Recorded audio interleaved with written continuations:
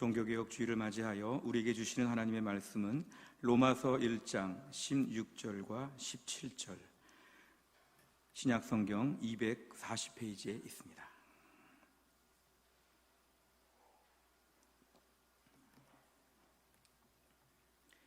로마서 1장 16절과 17절, 우리 두 절의 말씀인데요, 제가 봉독하겠습니다. 내가 복음을 부끄러워하지 아니하노니 이 복음은 모든 믿는 자에게 구원을 주시는 하나님의 능력이 됨이라. 먼저는 유대인에게요 그리고 헬라인에게로다. 복음에는 하나님의 의가 나타나서 믿음으로 믿음에 이르게 하나니 기록된 바 오직 의인은 믿음으로 말미암아 살리라 함과 같으니라. 아멘. 기도하겠습니다. 하나님 아버지, 오늘 종교개혁주의를 맞이하여 이 시간 하나님 말씀을 듣는 시간입니다. 하나님 말씀을 대언하는 주의 종을 성령 충만하게 하셔서 오늘 꼭 필요한 말씀을 하나님의 권능과 하나님의 능력으로 선포하게 하여 주옵소서. 하나님, 말씀을 듣는 주의 백성들의 마음의 문을 활짝 여시고 오늘 말씀 가운데 주님의 음성을 듣고 오늘 말씀 가운데 순종하여 하나님을 기쁘시게 하고 하늘의 복을 받게 하여 주옵소서. 예수님의 이름으로 기도하옵나이다. 아멘. 우리가 무슨 물건이든지 그 물건을 쓰다 보면 점점 시간이 갈 수가 있습니다. 이럴 때 어떤 물건은 세월이 갈수록 더 진가가 드러나고 값이 올라가게 되는데 이런 걸 문화재라고 이렇게 얘기를 합니다. 근데 어떤 물건들은 세월이 가면서 점점 낡고 이제는 쓸 수 없게 됩니다. 그러면서 이제 그 물건을 수리하다가 이제는 버리게 되고 새 것으로 바꾸게 됩니다. 집안의 가전제품 같은 것들을 볼 때는 아무리 좋은 걸 사도 세월이 가면 언젠가는 이제 못 쓰게 될 때가 반드시 있는 것 같습니다. 이런 물건들처럼 사람들이 모인 공동체에도 어떤 경우에는 점점 더 그 공동체가 좋아지고 발전할 수 있습니다. 이런 걸 저희는 성장, 성숙, 발전 이런 말로 저희가 보통은 사용합니다. 하지만 어떤 경우에는 사람들이 모인 공동체가 변질되고 왜곡되거나 타락하거나 안 좋은 모습으로 바뀔 때가 있습니다. 이것이 모든 공동체, 모든 역사에 반복되는 그러한 모습들입니다.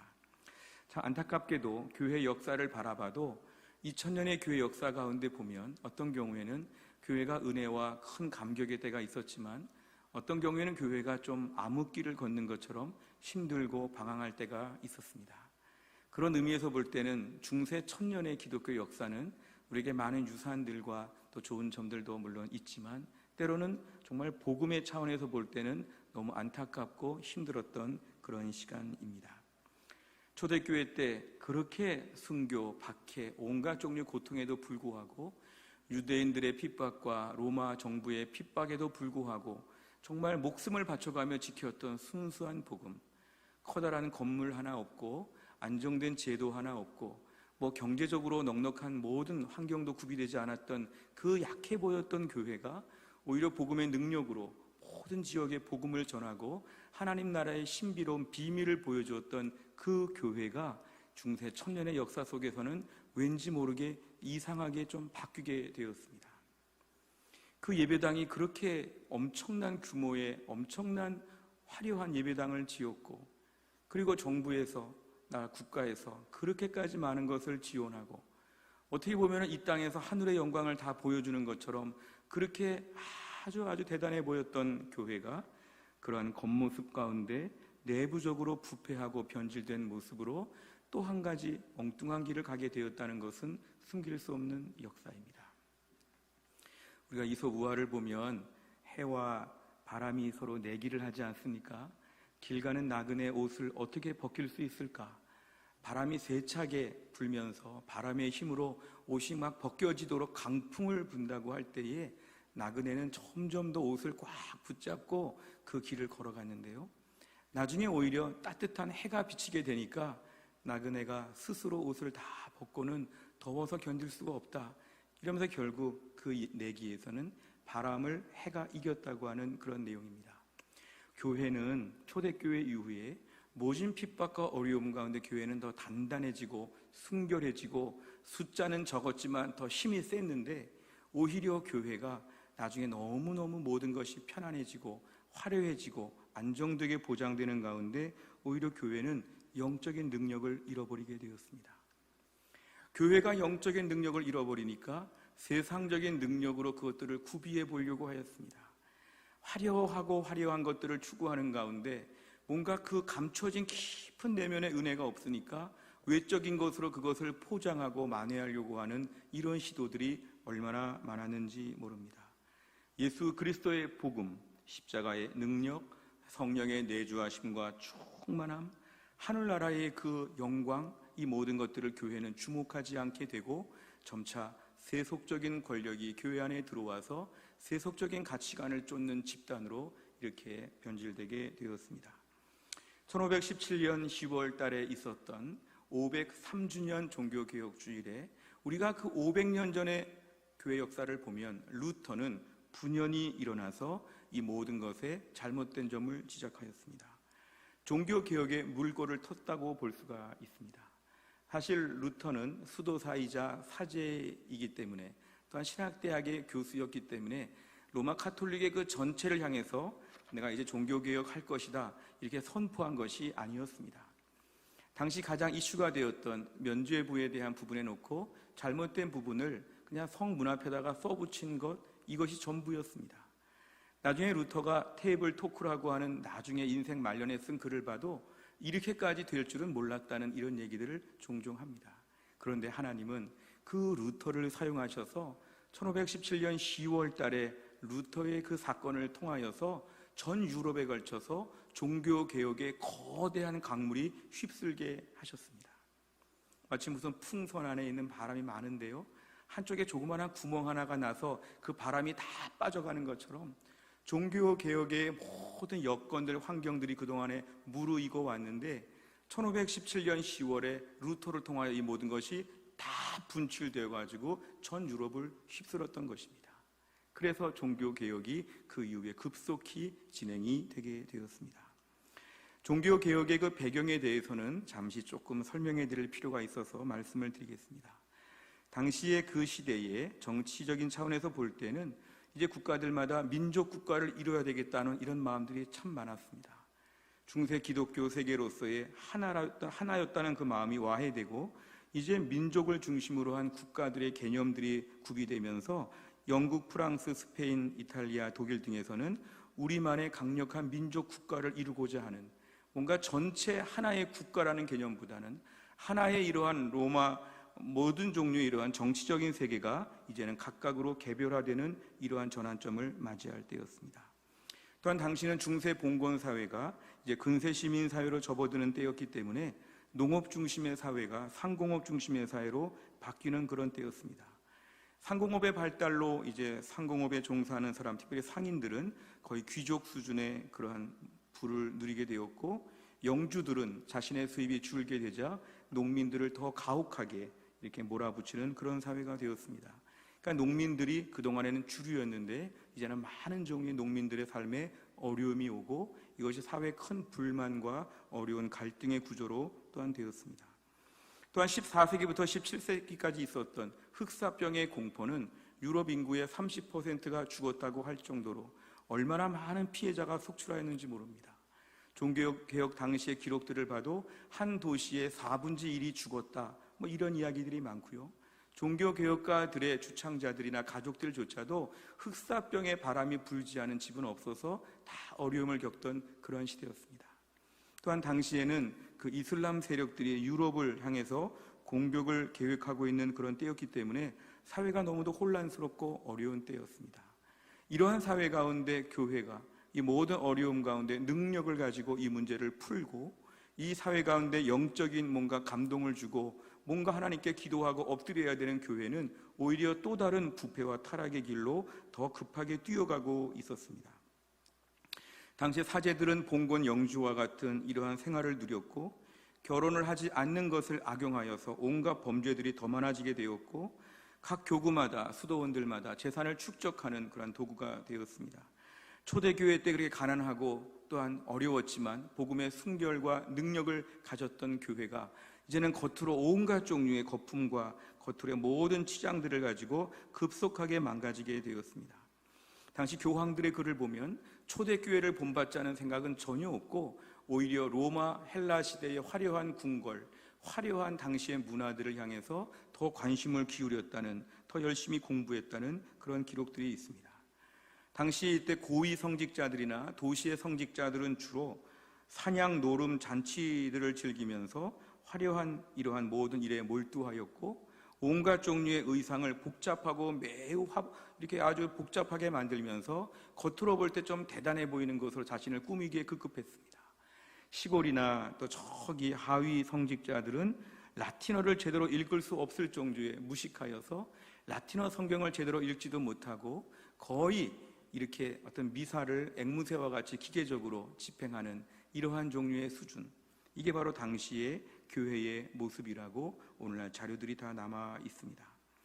이럴 때 사람들은 종교개혁에 대하여 이렇게 루터가 한번 시작을 하게 되자 여기에 급속도로 함께 힘을 모으게 되어서 종교개혁은 급속도로 크게 전 유럽을 휩쓸게 되었습니다.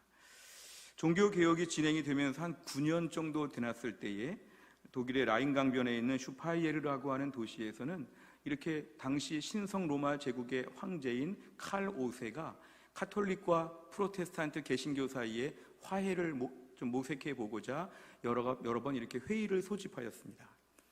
정치적인 입장에서 신성 로마 제국의 황제는 양쪽이 더 화해하기를 원했던 이런 마음인 것 같습니다. 이 자리에서 개신교 종교개혁가들은 자신들의 주장을 선명하게 밝히려고 애를 썼습니다. 그러면서 1526년에 3차 슈파에르 회의에서는 종교개혁가 유명한 존 칼빈이 등장하여서 종교개혁을 왜 하게 되었는지를 밝히게 됩니다. 이 문헌이 굉장히 의미가 있는 것은 1차 문헌이기 때문에 그렇습니다. 종교개혁에 대해서 당시 주변의 사람들이나 오늘날까지도 수많은 사람들이 원인을 분석하고 이런저런 평가들을 많이 하지만 학적으로 볼 때는 1차 문헌이 제일 중요하죠. 존 칼빈이 직접 쓴 그러한 종교개혁의 필요성은 무엇일까? 우린 여기에 대해서 집중해야 되겠습니다. 종교개혁의 필요성에 관한 칼빈이 직접 쓴 논문에 의하면 칼빈은 핵심적인 내용을 두 가지로 보았습니다. 그것은 중세 카톨릭 교회가 예배를 훼손하고 복음을 훼손하였다.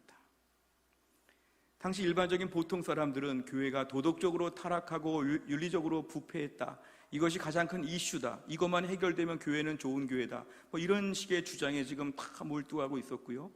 당시 이렇게 인문주의자들을 비롯한 수많은 사람들도 그런 생각에 다 동의하고 있었죠. 그런데 칼빈이 볼 때는 아니다, 이런 것들은 겉으로 드러난 증상에 불과하고 그 속에는 뭐냐면 예배가 훼손되고 복음이 훼손되었다. 예배가 훼손되고 복음이 훼손되었다, 이것입니다. 우리가 오늘날 누가 감기에 걸렸다면 우리 안에 재채기도 하고 기침도 하고 열도 나고 몸살 기운도 있고 막 머리도 아프고 이럴 텐데요. 그럴 때 병원에 갔더니 기침 안 하는 약, 재채기 안 하는 약, 열 안 나는 약, 증상별로 약들을 다 져줘가지고 이렇게 이 사람을 고치려고 한다? 사실은 어려운 얘기죠. 감기라고 하는 병이 있으니까 여러 증상들이 보여진 것이니까 이 모든 것은 감기를 고쳐야지만 없앨 수 있는 것입니다. 오늘 중세교회가 많이 타락한 것들의 예를 들려면 끝이 없는데요, 이런 많은 예를 계속 들면서 이런 것들을 다 고쳤어야 됐다고 이렇게 개별적으로 접근해서 풀기보다는 칼빈은 이것이 아니라 예배가 왜곡되고 복음이 왜곡되니까 이런 일이 벌어졌다, 이 말을 다시 말하면 우리가 오늘날 종교개혁주의를 맞이하여 무엇을 고쳐야 될까? 당시 교회의 부패한 모습이 지금도 있으니까 이 모습들을 어서 고쳐야 되겠다, 이러한 우리가 근시안적인 접근을 버리고 주여 오늘 우리 가운데 예배가 회복되게 하여 주시옵소서, 오늘 우리 가운데 복음이 회복되게 하여 주시옵소서, 이것이 우리에게는 가장 중요한 종교개혁주의의 핵심적인 메시지입니다. 먼저 당시에 예배가 얼마나 타락했는지에 대해서 한 주간 동안 자료들을 좀 보았는데요, 당시 예배의 대상은 하나님이라고 하는 명시적인 선포에도 불구하고 중세교회는 하나님을 예배하는 것으로서의 집중성을 이제 많이 흐려지게 되었습니다. 그래서 하나님 말고도 더 경배하는 대상들이 자꾸만 추가적으로 등장하게 됐습니다. 대표적인 게 성인들을 숭배하는 것이었습니다. 성인들, 믿음으로 살았던 믿음으로 복음을 전했던 유명한 성인들 너무 대단하지 않냐? 우리가 존경해야 되지 않겠느냐? 이름을 기억해야 되지 않겠느냐? 나중에 거기까지는 다 좋은 것이지만 그 사람에게 경배하면 이 사람이 뭔가 힘을 발휘한다. 그래서 어떤 성인은요, 여행을 지켜주는 성인이 있었고요, 어떤 성인은요 류마티스 관절염을 담당하는 성인이 있었고요, 어떤 성인은 소화불량을 담당하는 성인이 있었습니다. 어떤 성인은 비바람을 관장하는 성인이 있어가지고 그 성인에게 그때그때마다 기도하는 거죠. 이번에 태풍이 많이 붑니다. 어느 성인께서 고쳐주옵소서. 이런 식으로 매달립니다. 그러면서 천사들을 숭배하기도 하죠. 무엇보다도 당시에 마리아 숭배 사상이 한참 크게 달았을 때였습니다. 마리아에게 기도하면 마리아가 도와준다. 마리아를 예수님처럼 생각하고 섬겨야 된다. 마리아 숭배 사상이 거의 절정에 달했습니다. 근데 그러다 보니까 마리아만 섬겨서는 좀 미흡하니까, 그러면 마리아가 대단하니까 마리아의 어머니 안나를 섬기자. 그래서 안나를 또 숭배하면서 안나를 향해서 기도하는 거죠. 안나님 도와주십시오. 성 안나여 도와주옵소서. 이러다 보니까 이 예배의 초점이 누구인지, 하나님을 섬긴다는 예배가 성인들을 섬기고 마리아를 섬기고 안나를 섬기고 천사를 섬기면서, 그러면서 뭔가 예배를 드린다고 생각하는 예배의 왜곡된 변질 모습이 당시에는 절정에 달했습니다. 그 당시 성인들의 이렇게 뼈 같은 것을, 뼈 조각을 다 부숴가지고 각 지역마다 그 뼈 조각이 하나하나 다 모아놓은 다음에 그 뼈 조각에 특별한 효험이 있다. 성인들의 뼈를 모아놓고 거기다가 빌고 기도하는 거죠. 성인들의 옷의 한쪽을 이렇게 좀 찢어가지고 그 옷자락을 붙잡고 기도하고 매달리는 것입니다. 심지어 성인들의 사진들을 쫙 걸어놓고 사진 앞에 가서 비는 것이죠. 아, 성인이여 도와주옵소서, 도와주옵소서. 예수님 옛날에 말구유에 태어나실 때 그 볏짚 중에 일부를 누가 빼가지고 와서 지금까지 그 볏짚이 있단다. 그 볏짚을 놓고 막 기도합니다. 세례 요한의 머리카락 어디서 한두 개가 나왔는데 그 머리카락, 세례 요한의 머리카락은 특별한 효력이 있다. 거기다 기도하자. 가시면류관의 일부가 지금 남아있다. 예수님을 십자가에 못 박았을 때 14개의 못이 지금도 보존되어 있다. 예수님 십자가 죽으실 때 그 옷의 일부가 남아있다. 예수님 옆구리를 찔렀던 창이 지금 저기에 남아있다. 순전히 이런 식으로 해가지고 이런 것들을 다 미신같이 숭배하였습니다. 도와주십시오, 도와주십시오. 이런 것들을 다 모아놓고 이걸 예배라, 예배라. 또한 당시 이렇게 헬라 로마 시대의 문화를 많이 받아들여가지고 드라마, 연극을 하듯이 예배가 온갖 종류의 복잡한 것으로 치장을 하게 되었고, 초에 불을 붙이고 향을 피우고 우상을 경외하고 온갖 종류의 이렇게 연극 같은 그러한 예배 형태가 많아지게 되었습니다. 무엇보다 예배를 드리면서 미사를 진행하는데 아무도 알아듣지 못하는 라틴어로 계속 미사를 하는 것이죠. 1965년 제2차 바티칸 공의회까지도 자국어 미사가 금지되어 있었기 때문에 이건 오랫동안 지속되었던 것이었습니다. 라틴어로 말하죠.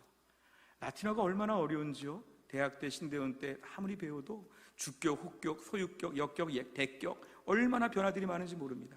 명사 변화, 동사 변화, 형용사 변화, 이 많은 걸 가지고 결국에는 일부 사람들만 알고 있는 라틴어를 가지고 전 교인들을 향해서 메시지를 전하는, 그러니까 성도들은 교회 나왔다가 아무것도 알지 못하고 집에 돌아가는 이런 식의 예배가 반복되는 것이 바로 중세시대에 반복되었던 예배의 형태였습니다. 그러다 보니까 복음에 대한 것도 심하게 타격을 입었지요. 죄인이 자신의 죄를 인정하고 예수님이 나를 위해 십자가에서 죽으신 것을 믿으면 내 모든 죄를 하나님이 간구하시고 용서하시고 없는 것처럼 봐주셔서 완전한 의인처럼 불러주셔서 천국 백성 삼으시고 구원을 얻고 영생을 얻는다. 이게 복음인데, 당시의 중세교회는 이런 것으로 복음을 얻는다고 하는 이 성경의 말씀들을 다 덮어놓고 가리고 이것들을 일부러 다 모르게 한 다음에 뭘 강조했냐면 많은 종류의 고행을 강조했죠. 고행을 강조했습니다. 루터 역시도 이런 고행을 했는데요. 성당에 많은 계단들이 있는데 그 계단들을 무릎으로 한번 다 끝까지 올라가 봐라. 올라가면서 아프고 피가 나고 깨지고 막 피가 철철 흐르는데 그 무릎이 깨지면서까지 성당을, 그 계단을 다 올라가면 이것이 너의 의가 된다. 주를 위해서 많은 종류의 선행을 하고 고행을 하고 이런 것들을 많이 할수록 이것이 바로 네가 구원을 얻고 하나님께 사랑을 받는 방법이다. 그러면서 기계적인 금식을 통해서 어느 기간에는 무조건 다 금식을 해야 된다.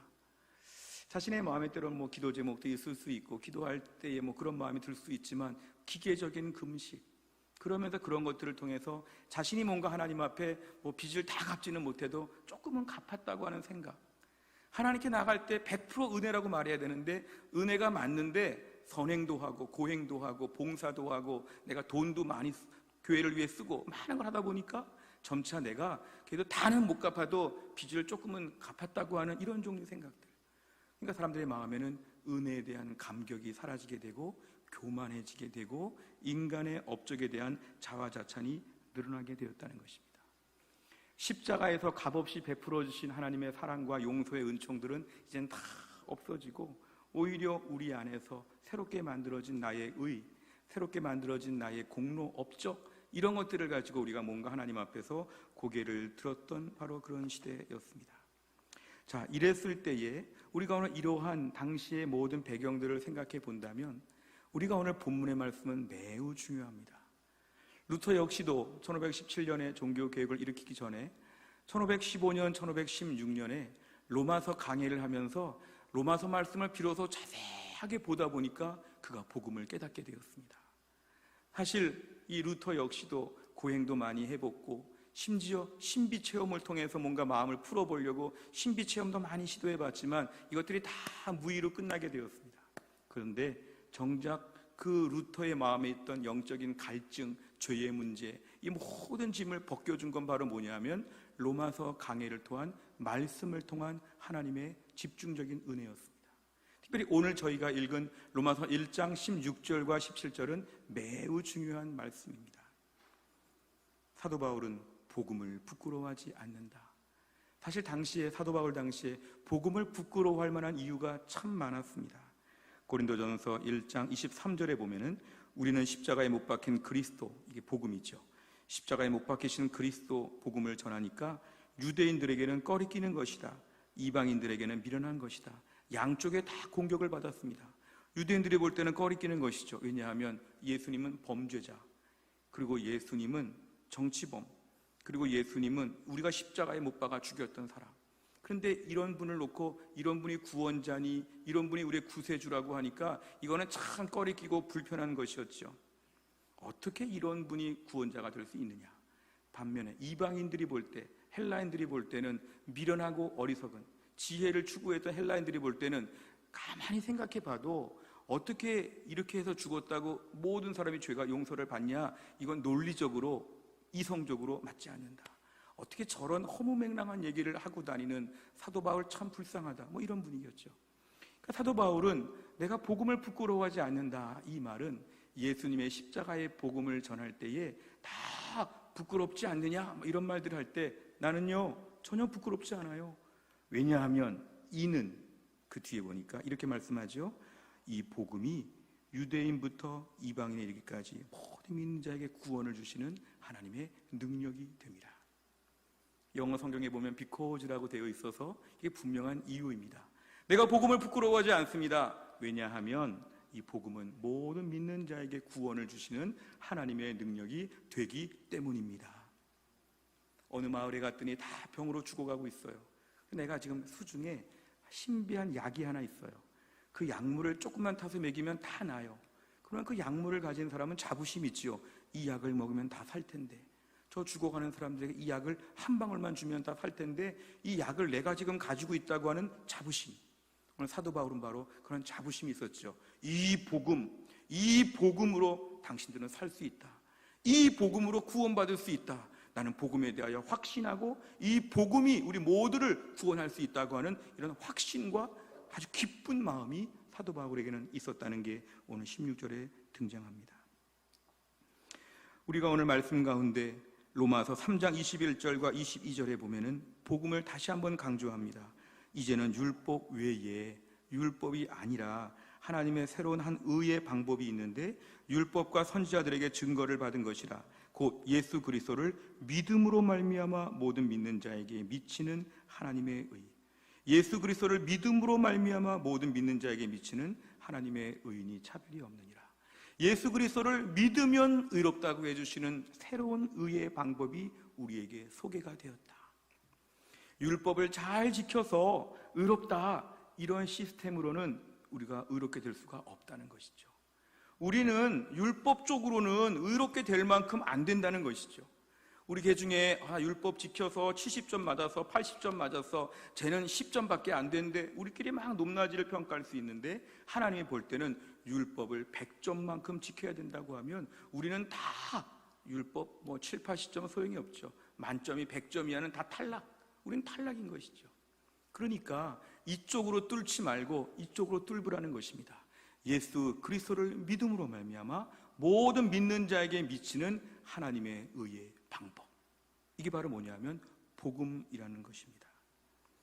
유대인들은 자신들의 율법을 조금 지키면서 율법을 다 지킨 것처럼 자꾸 자랑했습니다. 율법을 일부분 조금 지키면서도 율법을 전체를 잘 지키는 것처럼 굉장히 어깨에 힘을 주고 살았죠.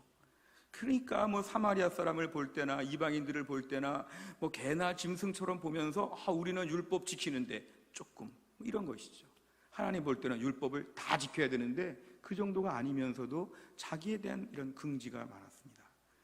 사실은 이러한 것이 매우 위험한 생각이죠. 로마서 9장 32절에 보니까 그들이 믿음을 의지하지 않고 행위를 의지함이라. 유대인들은 자신들의 믿음이 아니라 자신들의 행위, 내가 얼마나 율법을 지키고 얼마나 할례를 받았고 얼마나 절기를 잘 지키고 얼마나 내가 그 법대로 철저하게 살았는지 자신의 행위를 의지했다. 근데 저 말씀을 들으면 저게 바로 사도 바울 당시의 유대인의 모습이기도 하지만 중세 교회 안의 모습이라는 것입니다. 믿음을 의지하지 않고 행위를 의지한다. 나는 십자가에서 나는 놀라운 구원의 은혜를 받았지, 너무 감사하고 너무 감격스럽다, 이런 마음보다는 나 예수 믿고 정말 일 많이 했어, 나 정말 교회를 위해 수고 많이 했지, 나는 정말 하나님이 사랑하실 만하지, 나는 구원 받을 만하지, 이러면서 자기 자신 긍지, 자기가 얼마나 대단한지에 대한 자부심, 이게 바로 중세 교회의 가장 큰 문제가 되었다는 것입니다. 로마서 3장 20절에 보면 율법의 용도는 바로 뭐냐면 우리가 의롭다는 그러한 것을 자격증을 주는 용도가 아니라 우리의 죄를 깨닫고 항복하기 위한 그러한 장치라는 걸 하나님은 분명히 말씀하십니다. 율법을 탁 받고 나니까 내가 대단히 의롭네, 이런 생각을 못하고 율법을 탁 받고 나니까 나는 정말 나쁜 사람이네, 이런 걸 깨닫게 해주시는 하나님의 방법이 된다는 것입니다. 율법을 대충 지키면서, 하나님 말씀을 대충 지키면서 선택적으로 순종하면서 우리들 마음 가운데는 굉장히 믿음 좋은 것처럼 하나님 앞에 지나치게 떳떳하고 지나치게 마음의 교만함이 가득했다면 이게 바로 중세교회의 모습이고 사도 바울 당시의 유대인들의 모습이라는 것입니다. 결국 복음이라고 하는 것은 오늘날 중요합니다. 나의 선행과 순종과 업적이 아니라 예수님의 대속의 죽으심을 단순히 믿으면 구원을 받는다. 이 복음을 다 받아들일 수 있기를 주의 이름으로 축원합니다. 어릴 때부터 교회를 다니시는 분들이나 신앙생활 수십 년 한 분들에게 오늘 도전하고 싶습니다. 복음이 무엇입니까? 복음은 내가 예수 믿고 착한 일 많이 해서 천국 간다, 이게 아닙니다. 복음은 나의 죄인됨을 인정하고 예수를 믿으면 그 믿는 거 한 가지만을 가지고 오늘 믿고 오늘 죽어도 주를 위해 아무 일도 하지 못하고 주를 위해서 아무런 공로가 없어도 예수님의 십자가의 공로로 말미암아 오늘 구원받음을 믿으시기를 바랍니다. 이게 바로 복음이죠. 그래서 사도 바울은 오늘 복음에 대한 것을 강조하는데요, 갈라디아 2장 16절에 봐도 사람이 의롭게 되는 거 율법의 행위로는 말미암음이 아니고 예수 그리스도를 믿음으로 말미암는 줄을 알므로 우리도 그리스도 예수를 믿나니 이는 우리가 율법의 행위로서 순종, 봉사, 업적이 아니라 그리스도를 믿기만 하면 믿음만으로 의롭다함을 100% 얻어가지고 우리가 의롭게 되었다.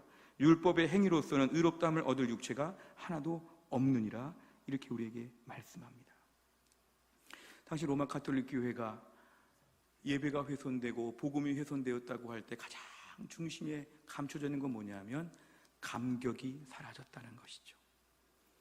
예배가 훼손되고 복음이 훼손되면 그 결과 어떠한 실험 결과가 나오냐 하면은 감격이 사라집니다. 하나님께 나올 때 막 감격하고 그 은혜가 고맙고 기쁘고 막 이런 뭉클한 마음들이 많이 사라지게 되고 먼저 우리들의 마음이 교만하게 됩니다. 너무 당당하고 너무 훌륭해 보이고 그런데 내 마음에 은혜라는 것이 다 사라지죠. 혹시 우리 신앙생활 한번 돌이켜 보시기를 바랍니다. 나는 복음을 언제 알았는가? 혹시 우리 가운데 아직도 복음을 알지 못한 채 교회 나와서 착한 일 많이 해서 천국 간다 이렇게 알고 계신 분들이 계시면 오늘 복음을 분명히 받아들이셔야 됩니다.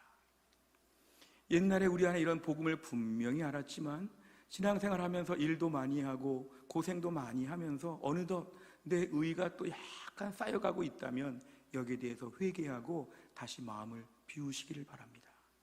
우리 안에 오늘 복음에 대한 감격이 회복되면 이게 바로 종교개혁의 가장 중요한 것입니다. 예배와 복음이 훼손되었기 때문에 예배와 복음이 회복이 되면 그 결과는 우리 안에 감격의 눈물이 뚝뚝 떨어지는 신앙생활로 회복되어야 합니다. 중세 교회는 이런 감격이 다 사라졌죠. 휘황찬란한 큰 교회 가가지고 멋있는 예배당에 가가지고 야 우린 참 대단한 예배당을 갖고 있네. 야 우리 교회 정말 저 앞에 계시는 분들 얼마나 멋있는가. 야 우리 교회 옛날에 어떤 유명한 분이 계셨대. 우리 교회는 대단한 교회였어. 다른 교회보다 조금 한 단계 높아. 우리 교회는 막 이러면서 교회에 대한 자랑, 순전히 인간적인 것들을 가지고 교만한 사람, 이게 바로 당시 교회의 모습이고 교만이 감격을 다 가려버렸다는 것입니다.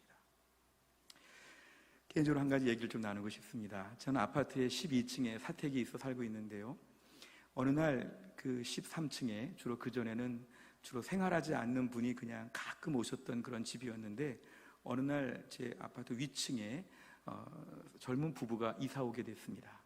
이사를 오면서 딱 보니까 그 집에 두 아들이 있는데 얼마나 용맹스럽게 생겼는지 4살, 5살 정도 된 두 아들이 딱 인사를 같이 하러 왔습니다. 조그만한 이렇게 빵 하나를 가지고 오면서 좀 미안한 듯한 표정으로 가져왔는데요, 실제로 이사 온 다음 날부터는 쿵쾅쿵쾅의 역사가 시작이 되었습니다.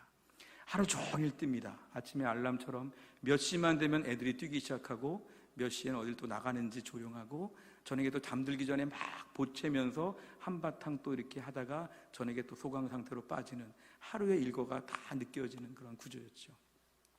처음에는 좀 시끄럽구나 느꼈는데 하나님이 기도하는 가운데 어떤 마음을 주셨냐면 너 딸이 앞으로 결혼해서 어디 가서 아기 낳고 산다고 생각해봐라.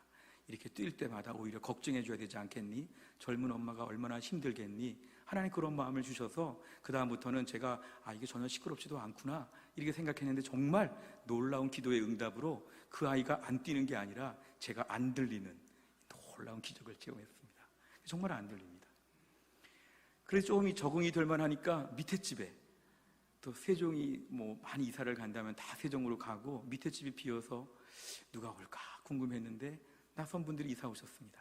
딱 보니까 이 집에는 나이가 좀 있으신데 문제는 강아지를 키우시는 분들이었습니다. 강아지들이 얼마나 서럽게 우는지 강아지들이 막 울고 누가 왔다 갔는지 택배 직원이 왔는지 막 합니다. 때로는 진정이 안 될 정도에. 처음에는 또 이제는 또 하나의 새로운 시험이 왔구나 싶었는데 하나님이 또 어떤 마음을 주셨냐면 너 이모나 고모나 부모님이나 어디 외롭게 강아지를 키우거나 이럴 때 다 그럴 수 있지 않느냐 이런 마음을 또 주셔서 강아지가 울지 않는 게 아니라 제가 더 안 들리는 놀라운 신비적인 체험을 한 것 같습니다. 적응을 좀 해서 지금은 위아래지 그냥 인사 잘하고 잘 지내고 못 느끼고 그러는데요, 아파트에서 꼭 인사할 때마다 엘리베이터나 아니면 길거리에서 이렇게 인사할 때마다 13층과 11층에 있는 분들이 우리를 향해서 얼마나 인사를 정중하게 하는지 모릅니다. 한마디도 안 했는데 먼저 와서 우리 앞에서 고개를 숙이고 우리 애들이 너무 떠들어서 힘드시죠? 시끄러우시죠? 한마디도 안 했는데 먼저 와서 얘기를 합니다. 아닙니다. 사람 사는 게 다 비슷하죠. 다 이렇게 얘기를 하는데 또 어느 날은 밑에 집을 보면 우리 강아지 때문에 너무 힘들어서 죄송하죠. 막 굽신굽신거리면서 인사를 합니다. 근데 이 위아래 층에서 너무 굽신거리니까 우리가 너무 민망할 정도로 막 이러는데요. 가만히 이걸 좀 묵상을 해봤습니다. 위아래 분들은 애들이 떠들고 강아지가 좀 떠든다고 해서 얼마나 공손하고 굽신거리는지. 우리 신앙생활에도 하나님의 은혜를 제대로 안다면 하나님 앞에 날마다 굽신거리지 않을까. 하나님께 나올 때 늘 고개를 숙이면서 하나님 감사합니다 이렇게 엎드리지 않을까. 저희 아파트 라인에 몇몇 분들은요, 제가 지금 아파트에 산 지가 꽤 오래 벌써 되었지만 제가 인사 부지런히 하는데요, 전혀 인사하지 않은 분들이 있어요. 때로는 좀 마음이 상할 정도로 저보다 젊은 분인 것 같기도 한데도 제가 안녕하십니까 해도 절대로 픽픽픽픽 지나가는 분들이 있어요. 그러면서 가만히 또 묵상을 해보면 이것이 우리 신앙생활에 어떻게 드러날까. 내가 너한테 뭐 잘못한 게 있겠느냐, 우리가 애를 키우느냐, 우리가 강아지를 키웠느냐, 우리가 해를 입힌 게 있겠느냐, 나는 나대로 떳떳하고 당당하게 잘 살고 있는데 뭐 굳이 인사까지 해야 되겠느냐, 꼿꼿하게 다니는 사람들, 그런 분들을 볼 때마다 그런 분들보다는 우리 13층과 11층이 훨씬 더 은혜롭구나. 우리가 교회 생활하면서 내가 뭐 잘못한 게 있나? 내가 뭐 아쉬울 게 있나? 나 할 거 다 했는데? 이러면서 하나님 앞에서 감격이 사라지고 하나님의 마음이 딱딱하고 굳어지게 되면 과연 이것이 정상적인 신앙생활일까? 중세교회의 많은 성도들의 모습, 교회 안의 모습이 바로 그런 것이었죠. 하나님께 굳이 감사하고 굳이 기뻐하고 고마워해야 될 만한 이유가 별로 없는 신앙생활. 뭐 감격까지? 믿으면 되지, 천국 가면 되지, 무슨 세상 살기 바쁜데 감격까지 원하십니까? 감격은 없어요. 그냥 교회 다니는 거죠. 언제부터 이렇게 되었는가?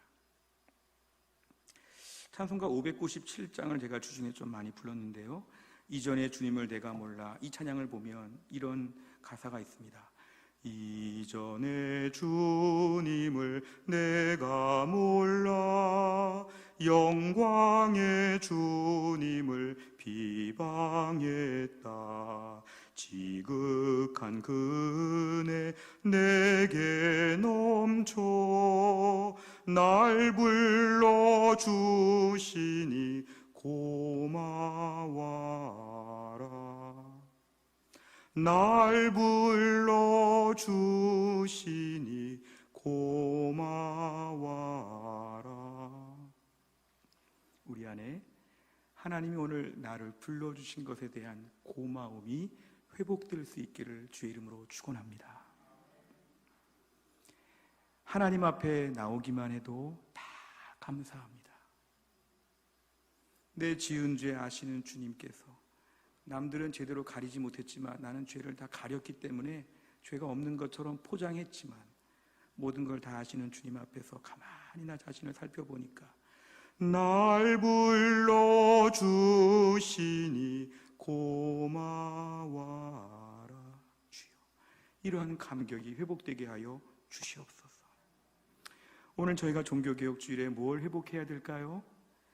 종교개혁주일에 어느 교회가 좀 바뀌면 좋겠다, 저 사람들이 좀 바뀌면 좋겠다, 우리 안에 엄청나고 거창한 뭔가 이런 것들이 좀 바뀌면 좋겠다, 이 복잡한 생각을 할 것이 없는 것은 종교개혁의 핵심은 그것이 아니기 때문에 그렇습니다. 종교개혁주일에 뭘 회복해야 될까요? 주여, 내 신앙생활에 감격이 회복되게 하여 주옵소서. 해송교회 성도들이 어디 가든지 간에 갑자기 하늘을 우러러서 바라보면서 날 불러주시니 고마워라, 이런 노래를 밤새 부를 수 있는 은혜의 감격이 회복될 수 있기를 주의 이름으로 축원합니다. 갈라디아서 2장 20절 말씀 한번 같이 읽겠습니다. 시작. 내가 그리스도와 함께 십자가에 못 박혔나니 그런즉 이제는 내가 사는 것이 아니요 오직 내 안에 그리스도께서 사시는 것이라. 이제 내가 육체 가운데 사는 것은 나를 사랑하사 나를 위하여 자기 자신을 버리신 하나님의 아들을 믿는 믿음 안에서 사는 것이라. 아멘. 우리가 오늘 신앙생활에 예배가 회복되고 감격이 회복되면, 복음이 회복되면 우리는 달라질 수 있습니다. 개혁교회는 항상 개혁되어야 한다. 에클레시아 레포르마타 셈페르 레포르만다 에스트라는 이 유명한 라틴어 경구는 우리에게 오늘도 개혁해야 한다고 요구하고 있습니다. 제일 무서운 사람은요, 개혁 안 된 사람이 무섭지 않고요, 개혁 한 번 끝내고 평생 가는 사람이 제일 무섭습니다. 고질병은 이것이지요. 나는 개혁되었는데. 그래서 학자들은 리폼드 처치라고 하는 저희 개혁교회에 대한 영어 번역을 리포밍 처치라고 바꿔야 한다고 얘기합니다. 한번 개혁되고 가만히 가는 교회가 아니라 매일 갱신, 개혁, 매일매일 교회가 온전해져야 한다는 것입니다. 하나님, 2020년의 종교개혁주의를 맞이하여서 바로 이 자리에서 내 심령 안에서 감격이 회복되고 종교개혁이 다시 한번 진행되게 하여 주시옵소서. 남의 문제가 아니라 나의 문제입니다. 종교개혁주일에 많은 신문 기사들을 보면 매우 날카롭습니다. 아주 그냥 신랄하게 그냥 펜에다가 칼을 꽂은 것처럼 무서운 글들을 많이 씁니다. 가만히 그런 걸 몇 개 보다 보면 이 사람은 자기에 대한 성찰은 부족하구나. 우리가 종교개혁, 이 개혁에 대한 얘기 많이 쓰는데요, 종교개혁은 내가 바뀌는 것입니다. 하나님, 가장 바뀌어야 될 내가 오늘 바뀌어지게 하여 주옵소서. 종교개혁주일에 내가 개혁되게 하여 주옵소서. 내가 개혁되면요, 우리 가정이 개혁됩니다. 내가 개혁되면 우리 교회가 바뀝니다. 우리 교회가 바뀌면 그래야 한국교회가 바뀔 수 있습니다. 우리가 그 공동체 안에 들어있다고 생각해서 나부터 신앙의 초심을 회복하고 나부터 오늘도 하나님 앞에 돌아보고 은혜를 다시 한번 구하게 되면 하나님이 나부터 고치는 걸 보시고 내가 속한 공동체 하나님이 변화의 물꼬를 터지게 하여 주실 것입니다. 내가 변화되면 우리 교회가 바뀔 것이다. 코로나 이후에 한국교회에 많은 염려가 있지만 이 염려 가운데 어떤 대안이 있습니까? 내가 바뀌는 것이 대안임을 믿으시기를 바랍니다. 하나님, 제가 바뀌겠습니다. 목사인 저도 이번에 기도 제목 가지고 기도하려고 합니다. 우리 모두에게도 마찬가지입니다. 지금 코로나 시기 해성교회, 한국교회 내가 바뀌어서 우리 모두가 바뀌고 진정한 개혁이 오늘도 오늘치만큼 개혁되게 하여 주시옵소서. 이 은혜를 우리 모두가 누릴 수 있기를 주의 이름으로 축원합니다. 기도하겠습니다. 하나님 아버지, 감사합니다. 오늘 종교개혁주의를 맞이하여 우리의 부패와 타락과 더러운 문제들을 돌아보며 가슴 아파합니다. 근데 무엇보다 하나님, 가장 우리 안에 심각한 문제가 예배와 복음에 대한 것이 많이 약해졌음을 고백합니다. 무엇보다 신앙의 감격이 없이 너무 교만해지고 너무 떳떳하고 너무 당당하고 너무 기고만장해서 은혜라는 것을 다 잃어버린 저희들의 메마른 심령을 용서하여 주옵소서. 하나님을 감히 아바 아버지라고 부를 수 없는 죄인 중에서 가장 흉악범, 강력범인 저희들이 오늘 주 앞에 나와서 은혜를 구합니다. 사형수가 마지막에 복음 받아들이고 예수 믿겠다고 고백하며 너무 감격하여 펑펑 우는 것처럼 우리도 지나간 죄악을 떠올려 보며 오늘 같은 날은 펑펑 울게 하여 주시고, 어쩌다가 이렇게 되었는지 우리의 모든 종류의 거추장스러운 장식물들을 떼어놓고 우리 인간적인 교만의 계급장들을 다 떨쳐놓고 오늘도 이 맨몸으로 하나님 앞에 서서 하루 종일 복음의 감격을 회복하고 오늘 이후에 감격을 누리는 믿음의 사람으로 초대교회의 그러한 영성을 가지고 다시 한번 능력을 회복하도록 붙잡아 주옵소서. 예수님의 이름으로 기도하옵나이다.